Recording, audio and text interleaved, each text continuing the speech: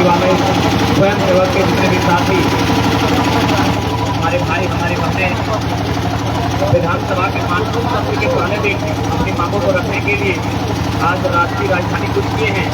आप सभी को मेरा धार्मिक जोहार। झारखंड की गलियों से एक आवाज आया है, झारखंड की गलियों से एक आवाज आया है, उठो नौजवानों फिर से इंकलाब आया। इंकलाब जिंदाबाद। आज रांची की राजधानी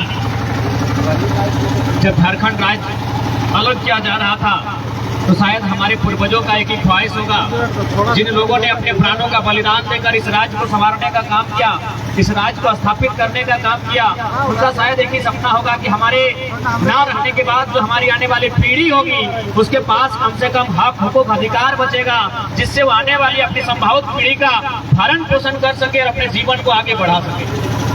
जब झारखंड राज्य सन 15 नवंबर 2000 को बिहार के 46% हिस्से को काटकर अलग किया गया था, तो उस समय के हमारे तत्कालीन प्रथम राज्यपाल माननीय प्रभात कुमार ने एक स्टेटमेंट कहा था कि जिन परिस्थितियों के साथ और जिन साधन संसाधनों के साथ झारखंड राज्य बिहार राज्य से अलग हो रहा है, आने वाले 20 वर्षों में ये भारत देश का नंबर 1 या नंबर 2 राज्य रहेगा। लेकिन आज दुर्भाग्य की बात है, आज 23वें नंबर पर तो 24वें नंबर पर हमारा झारखंड राज्य शोभित है। हमारे बाद हमसे 14 साल बाद आंध्र प्रदेश से कटकर एक तेलंगाना राज्य बनता है। हमसे 14 साल बाद हमारे राज्य की स्थापना सन 2000 को की गई थी, लेकिन हमारे राज्य के 14 वर्ष बाद आंध्र प्रदेश राज्य से कटकर एक तेलंगाना राज्य का निर्माण होता है। आपको जानकारी होनी चाहिए, आज पूरे भारत देश में तेलंगाना राज्य जीडीपी के मामले में नंबर 2 है। इसलिए आज जिस सपनों के साथ, जिन उम्मीदों के साथ इस राज्य का निर्माण किया गया था, आज वो सपना कहीं ना कहीं बंद आंखों तक सीमित हो गया है। आप देख सकते हैं कि जितने भी स्वयं सेवक के लोग यहाँ आए हैं, वहाँ बहनें आई हैं, उनके माथे पर जो सिकन है, उनके चेहरे पर जो झुर्रियां हैं, ये झुर्रियां, ये थकान, ये हताशा साफ बता रही है कि राज्य की सरकारों ने, चाहे एनडीए की सरकार रहे या वर्तमान में यूपीए की सरकार रहे, केवल इनके ख्वाबों को, इनके सपनों को चकनाचूर करने का काम किया है। तो आज मैं, चूंकि वर्तमान सरकार के जो राज्य के मुखिया हैं, चूंकि हमारी आवाज स्पष्ट उनके कानों तक जा रही है, और बिल्कुल मैं आपको बताना चाहूंगा, ये पहला दौर है जब आंदोलनकारियों की भाषण को माननीय मुख्यमंत्री बकायदा सुनते हैं। अरे राज्य के मुख्यमंत्री तो छोड़िए, हमारे पड़ोसी राज्य के मुख्यमंत्री माननीय नीतीश कुमार भी हमारे भाषणों को सुनते हैं। इसीलिए 60-40 उन्होंने बिहार में भी किया है। तो इसलिए अगर माननीय राज्य के मुखिया तक, उनके कानों तक, उनके छोटे छोटे कानों तक हमारी गंभीर आवाज जा रही है, तो उनसे अपील होगी कि आपने जिन चुनावी घोषणाओं के साथ, जिस चुनावी मैनिफेस्टो के साथ इस राज्य में अपनी सरकार बनाने का काम किया था, आज उसे अमल करने की दरकार है। और अगर आप ऐसा नहीं करते हैं तो याद रखिएगा, जो हस्र 2019 में एनडीए का हुआ है, वही हस्र 2024 में यूपीए का होगा। इस बात से आप इनकार नहीं कर सकते हैं। बकायदा यदि माननीय मुख्यमंत्री को आइडिया नहीं है, यदि माननीय मुख्यमंत्री को आइडिया नहीं है कि पंचायत सचिवालय के स्वयंसेवक का समाधान कैसे होगा, तो हम लोग आपको आइडिया देने के लिए हमारी टीम तैयार है। आप हमसे बैठे, आपको आइडिया देंगे कि इनके लिए धन कहां से आएगा, जिससे आप इनकी समस्या का समाधान करेंगे। पंचायत सचिवालय स्वयं संघ जिंदाबाद। माननीय मुख्यमंत्री जो बार बार दुहाई देते हैं, हम आंदोलनकारी के पुत्र हैं, स्वाभाविक सी बात है, गुरुजी ने संघर्ष किया है, हम स्वीकारते हैं। माननीय मुख्यमंत्री बार बार दुहाई देते हैं, हम भी जल जमीन जंगल बचाने वाला बेटा है। तो माननीय मुख्यमंत्री, केवल आप अपने खर्चे से कटौती कर लेंगे तो मुझे लगता है स्वयं सेवक का जो सपना है, इनकी जो मांगे हैं, वो पूरी हो जाएगी। माननीय मुख्यमंत्री का खर्चा क्या है? उनके जितने मंत्री हैं सबको फॉर्च्यूनर मिला है, 8 को 10 को फॉर्च्यूनर उनके स्काउट के लिए मिला है, यानी 20 को फॉर्च्यूनर माननीय मुख्यमंत्री के साथ है।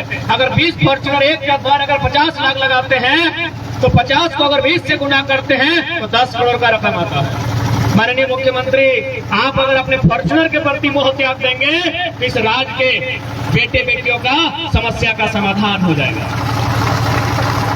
यही नहीं, अगर आपको आइडिया नहीं है तो आपके कान के नीचे से, आपके पांव के नीचे से इस राज्य के आईएएस घोटाला कर रहे हैं, क्योंकि यहाँ सभी जानकार, सभी विभाग के दर्जनों विभाग को संभालने वाले स्वयंसेवक मौजूद हैं। भले बगल में झारखंड पुलिस है, लेकिन पढ़ी लिखी है। मैं उनका भी आइडिया दे दूंगा कि किस प्रकार झारखंड सरकार चाहे तो इनकी समस्या का समाधान करेगी। जैसे कि मैं बार बार अपने भाषणों में इस बात का जिक्र करता हूँ, जब एनडीए की सरकार थी तो हमारे स्कूलों में जो पढ़ने वाले सरकारी छात्र थे उनका ड्रेस कोड था कत्था प्लस ही टाइप का। जैसे ही यूपीए की सरकार आई, झारखंड मुक्ति मोर्चा के नेतृत्व में सरकार आई, उसका ड्रेस का रंग हरा हो जाता है। बहुत किसी को लगा यार हरा है तो कोई मैटर नहीं है, लाल पहने अब हरा पहने 2-4 दिन स्कूल जाएंगे। जी नहीं, यहाँ बहुत बड़ा घोटाला है। कैसे घोटाला है मैं बाकायदा यही बोलना चाहूंगा। यहाँ 18,000 स्वयंसेवक में मान के चलिए जितने लोग आए हैं, अब बताइए तो कितने लोग हरा रंग का ट्राउजर या फुल पैंट पहन के आए हैं? लॉजिकली बात कीजिए, क्योंकि हम लोग पढ़े लिखे नौजवान हैं। यहाँ कितने लोग हरा रंग का फुल पैंट पहन के आए हैं? यानी सीधी सी बात है, आप जिस गांव से हैं, आप अपने गांव में दिमाग दौड़ा के देखिए कितने लोग हरा रंग का फुल पैंट पहनते हैं। नहीं पहनते हैं, या तो ब्लैक पहनते होंगे, व्हाइट पहनते होंगे, ब्लू पहनते होंगे, या तो ब्राउन पहनते होंगे। हरा रंग प्रचलन में नहीं है। लेकिन यदि झारखंड सरकार ने ड्रेस का रंग हरा किया है, दैट मीन्स उन्होंने किसी मिल के मालिक से समझौता किया होगा। हो सके सीएम साहब को जानकारी नहीं है, क्योंकि ये बोंगा वाला काम करते हैं। इनके विभाग की आईएएस ने समझौता किया होगा, माननीय मुख्यमंत्री के आईएएस ने किसी मिल के ओनर से समझौता किया होगा जो फैब्रिक का काम करती है, जो कपड़ा का प्रोडक्शन करती है, और उनसे 6 महीना का टाइम लिया होगा। और उन्होंने कहा होगा कि आप कोई ऐसी ड्रेस बनाए जो मार्केट में नहीं है, क्योंकि अगर आप काला कहेंगे तो मार्केट से खरीद लेंगे, आप अगर ब्लू ड्रेस का डिमांड करेंगे तो मार्केट से खरीद लेंगे, आप अगर व्हाइट ड्रेस का डिमांड करेंगे तो मार्केट से खरीद लेंगे।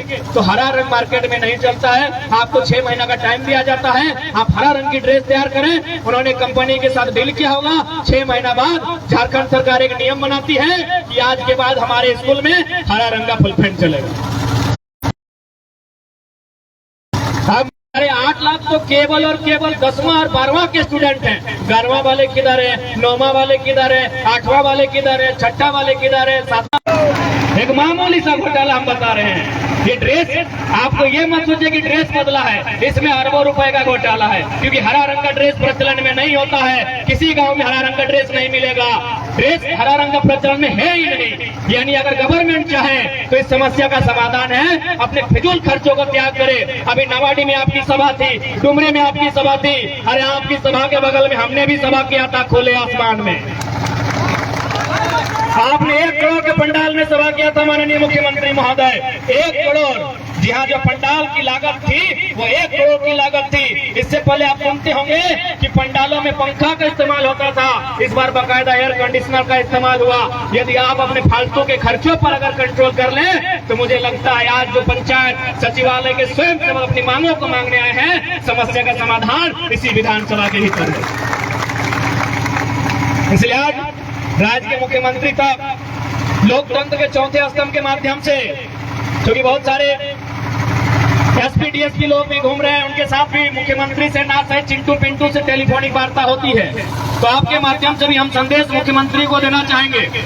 जो भी हमारे यहाँ डीएसपी एसपी महोदय आए हैं निगरानी करने के लिए, जाहिर सी बात है अब आए हैं, आप वॉच कर रहे हैं कि लड़का लोग क्या कर रहा है, क्या एक्टिविटी कर रहा है, आप सुन रहे होंगे। अच्छी बात है, आप सुने, चूंकि वो आपका ड्यूटी है, विधि व्यवस्था संभालना आपका ड्यूटी है। तो मैं लोकतंत्र के चौथे स्तंभ और मैं साथ ही साथ जो हमारी कार्यपालिका के अंग हैं उनके माध्यम से राज्य की विधायिका के सर्वोच्च अंग पे स्थापित माननीय मुख्यमंत्री तक संदेश देना चाहूंगा कि माननीय मुख्यमंत्री यदि कभी फुर्सत मिले तो एक बार इन लोगों के चेहरे को टटोल कर देखिएगा, एक बार इनकी आंखों से आंख मिलाकर साहस कीजिएगा बात करने का।